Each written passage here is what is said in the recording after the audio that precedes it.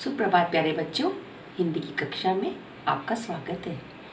बच्चों, ये बताइए कि मेरे हाथ में ये क्या है? ये पुस्तक है। इसे किताब भी कहते हैं, पोथी भी कहते हैं और ग्रंथ भी कहते हैं। बच्चों, एक और उदाहरण देखते हैं। ये मेरे हाथ में क्या है? गिलास है जिसमें पानी है। पानी का भी बच्चों बहुत नामों से जानते हैं, जैसे जल, नीर, तोय, पेय आदि। लेकिन सबका अर्थ एक ही होता है, यानी कि सबका अर्थ समान होता है।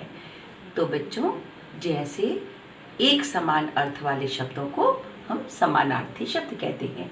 आज हम समानार्थी शब्दों के बारे में पढ़ेंगे।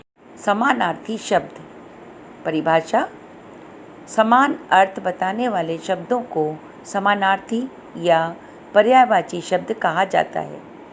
समान अर्थ वाले अर्थात एक जैसा अर्थ बताने वाले शब्द। यद्यपि शब्दों के अर्थ में समानता जरूर होती है, लेकिन प्रत्येक शब्द की अपनी विशेषता होती है।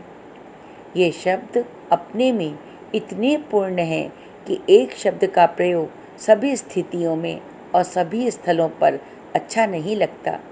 कहीं कोई शब्द ठीक बैठता है और कहीं कोई। प्रत्येक शब्द की महत्ता विषय और स्थान के अनुसार होती है। इनका प्रयोग संदर्भ के अनुसार होता है।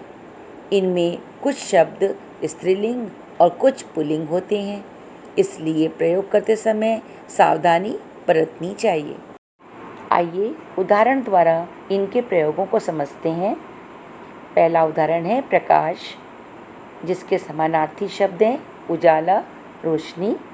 और भी समानार्थी शब्द होते हैं, लेकिन मैंने केवल 2 शब्दों को आपको समझाने के लिए लिया है।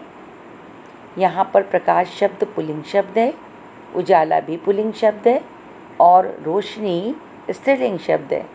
इसलिए लिंग के अनुसार ही तीनों समानार्थी शब्दों का प्रयोग किया गया है। जैसे पहला वाक्य है, दीपावली में चारों ओर रोशनी फैली रहती है। दूसरा वाक्य है, प्रकाश का सूर्य के निकलते ही चारों ओर प्रकाश फैल गया। अब तीसरे वाक्य पे आते हैं। उजाला का वाक्य है, जैसे ही उजाला हुआ चिड़ियों की चहचहाट सुनाई देने लगी। इसी प्रकार दूसरा उदाहरण देखते हैं। शब्द है राह, जिसके समानार्थी शब्द हैं रास्ता और मार्ग।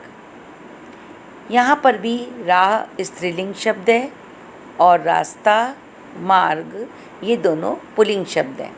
इनका प्रयोग भी इस लिंग के अनुसार किया गया है। देखते हैं पहले राह शब्द का प्रयोग।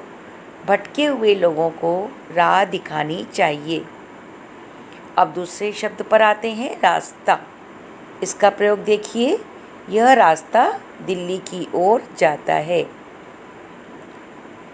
अब उसके बाद तीसरे शब्द मार्ग का प्रयोग करते हैं। हमें सत्य के मार्ग पर चलना चाहिए। इस प्रकार समानार्थी शब्दों के प्रयोग सावधानी से करने चाहिए।